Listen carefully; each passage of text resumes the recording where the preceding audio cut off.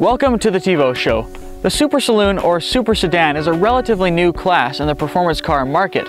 Started with the BMW M5, moved on to the Porsche Panamera, Maserati Quattroporte, and Aston Martin Rapide. Except now Jag have also joined the party.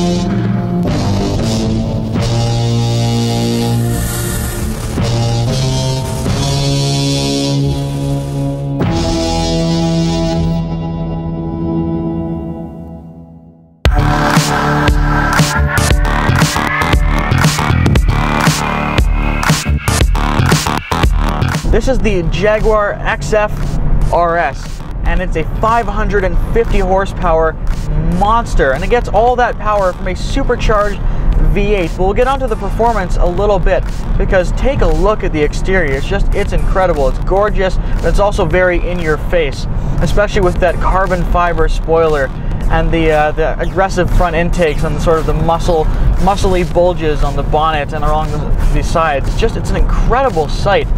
And this black does it justice. It's a very sinister color, especially with this red upholstery on the interior.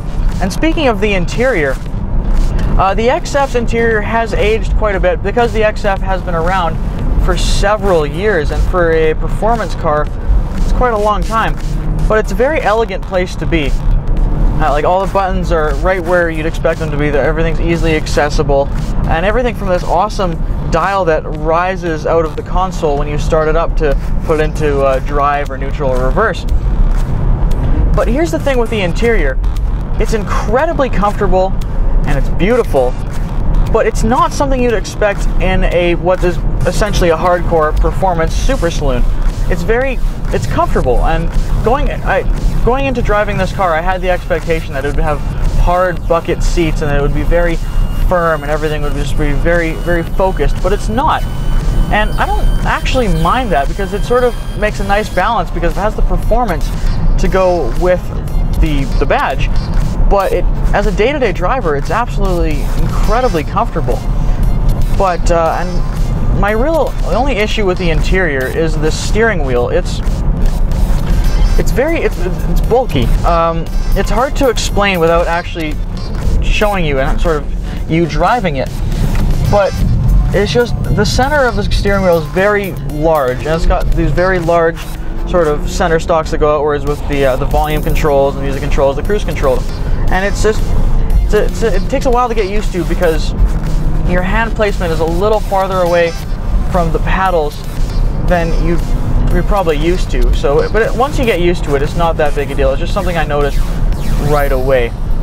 But another thing that's absolutely epic about this car is the noise. I mean, just put it to the floor, and that V8 just screams. It's a fantastic. This car has so much exuberance, and it is an incredible car, this.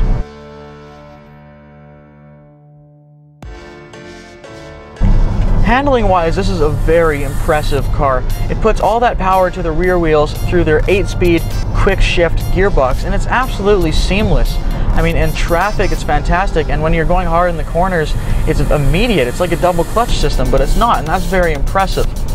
And this is a very long, heavy car, but the steering does a very good job of managing that, because it's very sharp, it's very direct, and it's also got very good road feel. Also, going into the corners, it has very little body roll, which surprised me, but of course that's helped in no small part by the very sticky Pirelli P0 tires it has on. But the little body roll with all this weight is an achievement for sure. That should be lauded, because it's absolutely fantastic. It's so much fun going into the corners. And of course, it is rear-wheel drive, so if you turn the traction control off and give it a boot full coming out of corners, it will produce the oversteer you expect and more. But if you leave the traction control system on and you throw it in dynamic mode, it's just superb. You can just do so much in the corners, so much more than you'd expect. And I'm so impressed with it. Now overall, this is an absolutely fantastic performance car, and that's always been the appeal of the Super Saloon or Super Sedan, is that it's an amazing performance car, but you still have the everyday, the practicality. The 4 doors, you can fit your friends or family in the back seat. You got enough trunk space. It's very comfortable to drive. And this car pulls that off fantastically. It's got everything from being a very comfortable day-to-day cruiser to going out into the mountains, country roads, and just putting your foot down and just having the time of your life, because everything from that soundtrack to the amazing throttle response, the brakes, how you go into a corner, how you come out of a corner, this car is just, it's very well sorted. I mean, it did throw me off at the start, like I said. Coming into it, I expected it to be much more hardcore than it actually is, but that's not actually a bad thing, because you can still exploit the power and you can still exploit it as a proper performance car, but you don't really have to have the sacrifices for this, like a sports car, for example, only having 2 seats or very little practicality, or even some sports cars that don't have air conditioning or stereo and everything. So overall, if you're looking for a car to give you everyday thrills, this is definitely it. Jag have done an absolutely immense job with this car. Anyways, thank you so much for watching. We'll be coming out with more episodes very shortly, so stay tuned for that. Also, I'd love to hear your feedback on these reviews, so please put it in the comment section below, or find us on social media, facebook.com/challengeuniversity, challengeuniversityshow.com, and follow me on Twitter @TheTivo Show. Thank you so much for watching. See you next time. Cheers.